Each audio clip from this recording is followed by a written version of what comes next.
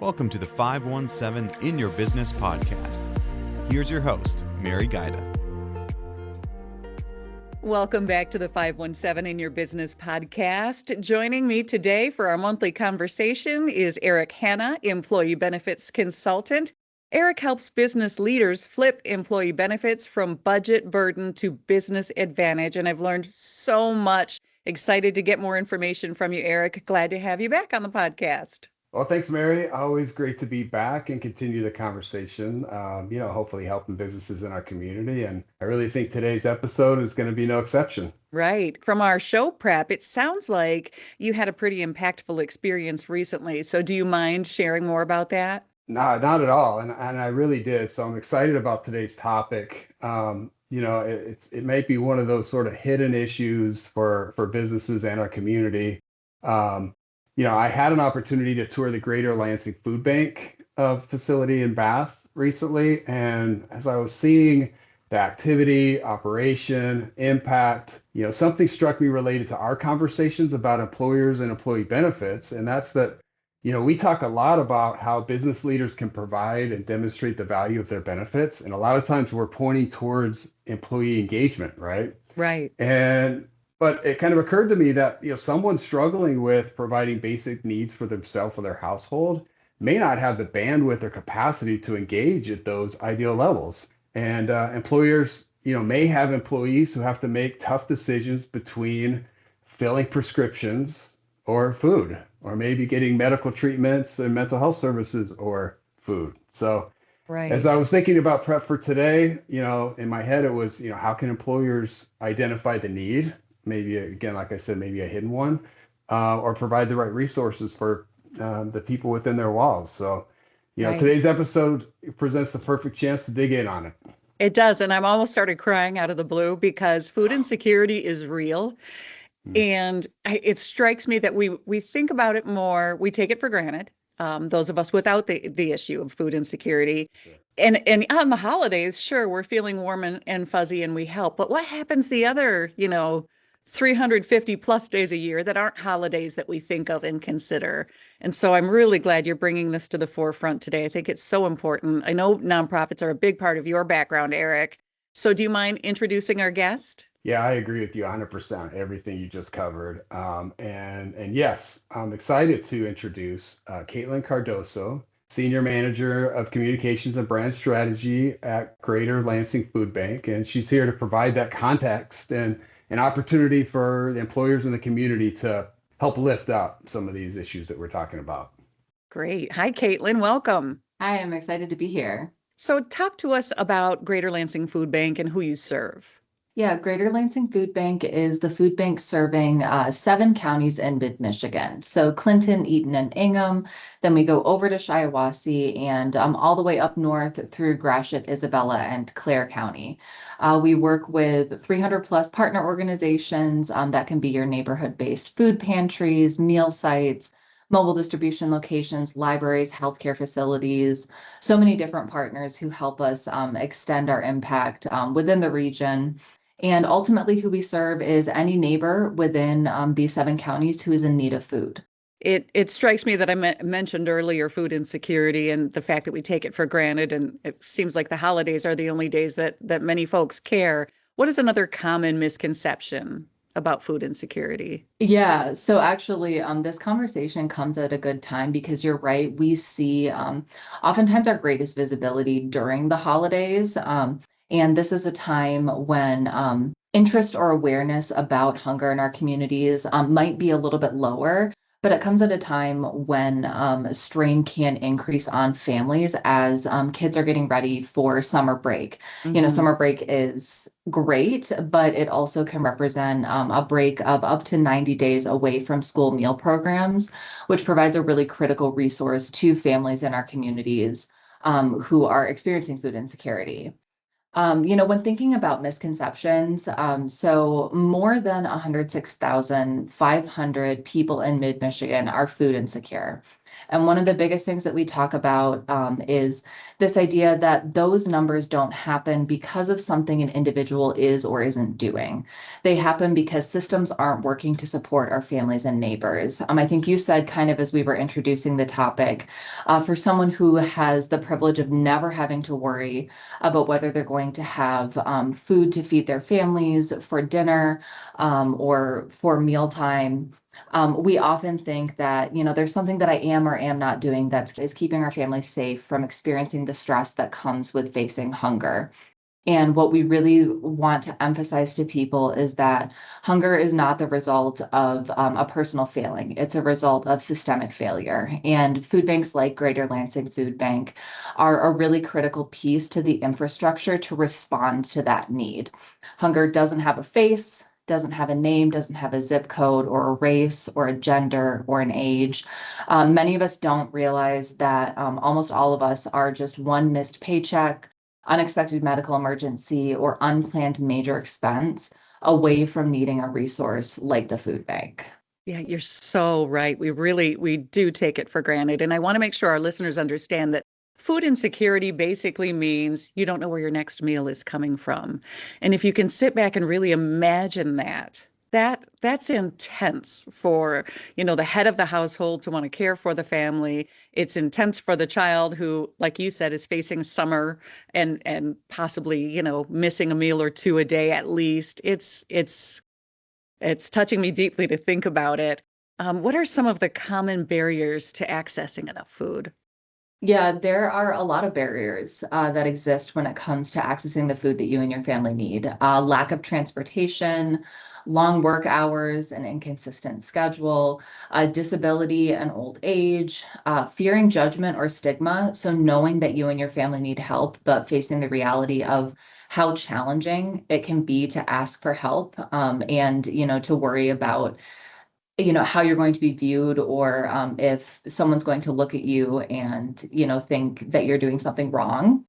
Dietary restrictions. So, having to still consider food allergies and tolerances. So not just accessing food, but accessing nutritious food, accessing food that you are able to eat and that works within your diet. Right. How does food insecurity affect other parts of a neighbor's life? So work or school performance, family dynamics, things like that. Yeah, so food insecurity can affect every single facet of a person's life. Sometimes I ask people to imagine that you're hungry right now. Imagine that, you haven't had lunch yet, or, anything. And think about how hard it is to focus on anything other than just that physical sensation of your belly being empty. And when you're not sure when that sensation is going to go away, or when you're thinking about your children experiencing that sensation, when you're thinking about other family members or people in your household, it can really affect and color your entire experience within the world.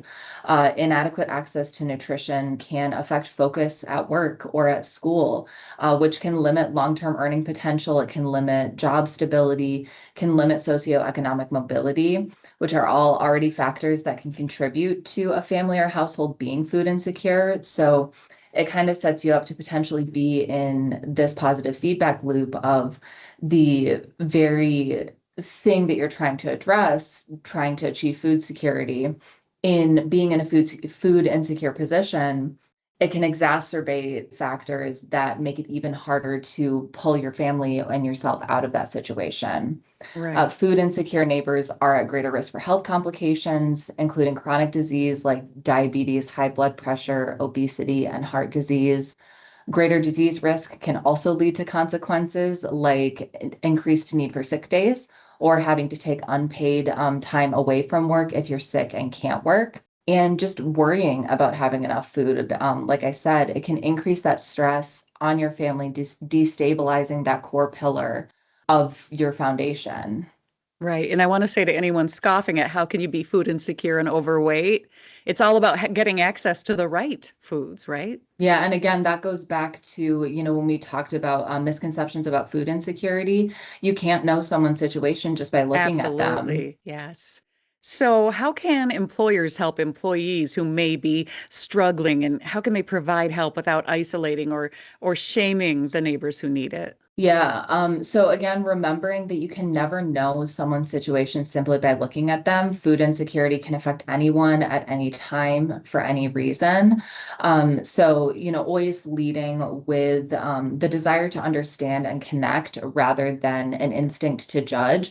And that can go for, whether you're trying to connect people with food resources to pretty much any kind of, workplace dynamic or interaction. Including information about food resources in an employee newsletter, in your break room, anywhere that employees are consistently receiving information from your organization, just kind of bake it in there. Just consistently giving people that reminder because someone might not need resources now, but maybe a few months down the line, a spouse has lost a job, a child has gotten really sick. They are in a position where they had unexpected car maintenance. You never know how quickly someone's situation can change and how much just that repetition of seeing the help that's available will connect with someone in their time of need, making it easy to understand how to access that help and simple and private and confidential.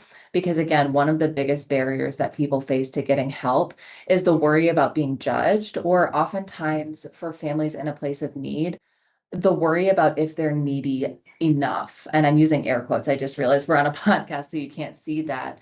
But we have many families who, could benefit from the support of the food bank's resources who are worried about taking resources away from someone who might, quote, need it more. Right. And I really want to emphasize that there's not a threshold of suffering that a neighbor needs to reach before you're deserving of help. You're deserving of help because you're a human being, and every human being deserves access to enough food. And encouraging employees to connect with the food bank directly via social media, signing up for our newsletter, just sometimes keeping that information in front of people, making it just this very natural second nature part of the conversation.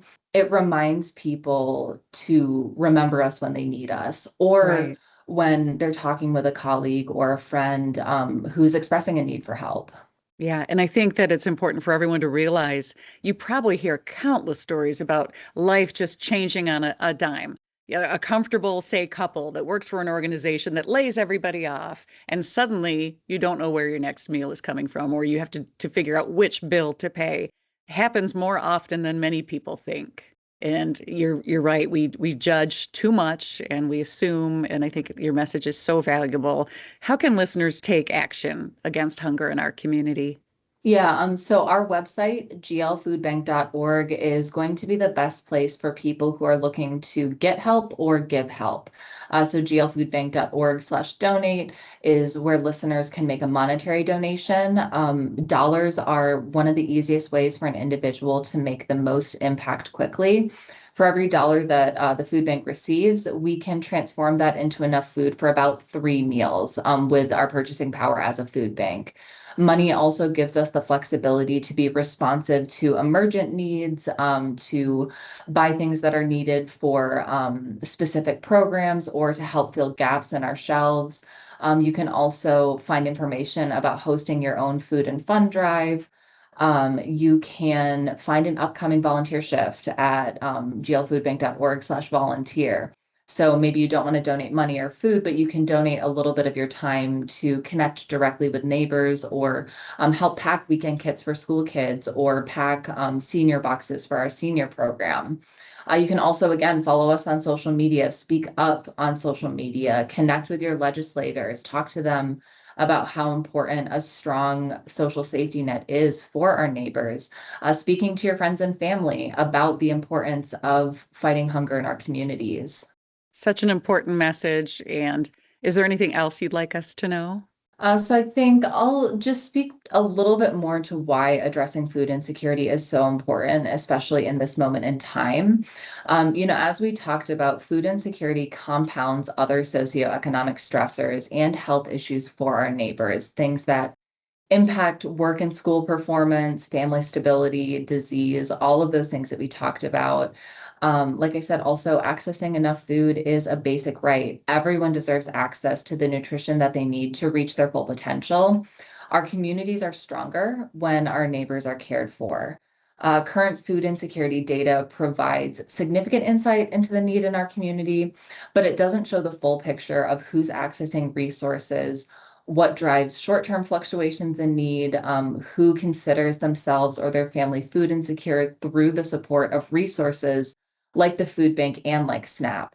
And that component is really important as well as we look at current food insecurity data. It provides significant insight into the need in our communities, but it doesn't show the full picture of who's accessing resources, what drives short-term fluctuations in need, and also who can consider themselves and their families food secure through the support of resources like the food bank and like SNAP and other food assistance programs. We know that changes to our social safety net are coming through funding changes to SNAP, cuts to Medicaid. We know that those will have a real impact on our neighbors and their ability to access food. Going back to thinking about, neighbors who may be able to consider their family food secure through the support of things like SNAP. What changes when a key pillar of food access changes? Food banks like GLFB are preparing to respond to whatever awaits us in this new reality as we navigate it together. It's our job to rise up and help fill that gap as much as possible so neighbors who need it have access to the food for their family. But we need neighbors to come alongside us who are eager to support their fellow people across Mid-Michigan, to support our communities and keep them strong and nourished.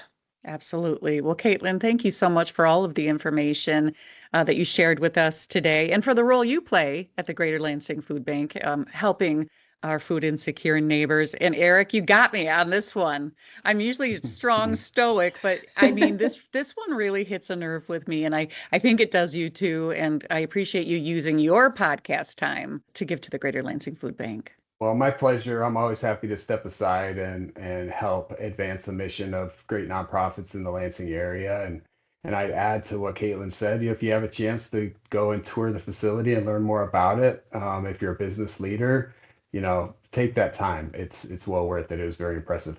Just kind of a side note, I work with a lot of employers and sometimes manufacturing and warehouse. Going through the food bank's warehouse, that is absolutely the cleanest, spotless, like everything, every room, every corner is very impressive. Yeah, so they're definitely doing amazing work on a lot of fronts. So appreciate their team and Caitlin for joining us.